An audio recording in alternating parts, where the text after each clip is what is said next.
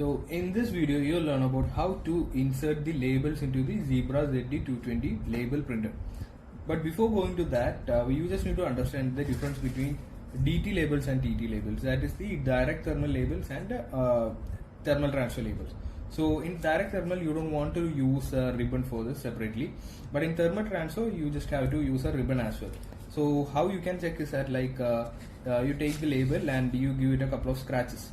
Okay, if the scratches are actually visible, that means that it is direct thermal, and if these scratches are not yet visible, so then it will be thermal transfer.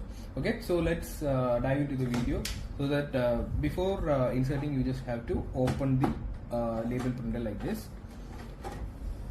Okay, so this is the internal setup, and after that I'm actually using direct thermal label for this thing. Okay, so you can first you need to check the sensor position. So that's the first step. If the sensor is directly aligned with this point, so then it is absolutely in the correct place. Okay, so and here is the place where you just need to insert the label, and you can insert it by pushing this thing. Okay, so now the label is actually inserted, and it's pretty much done, and you can close this. And the next step is actually to do the calibration. So before postpone.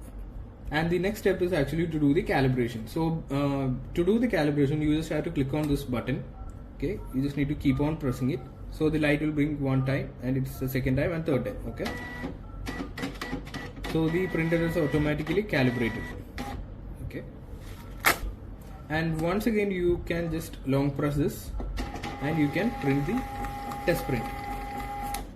So this is a simple process of inserting the label and giving it the test print. Okay, so thank you so much.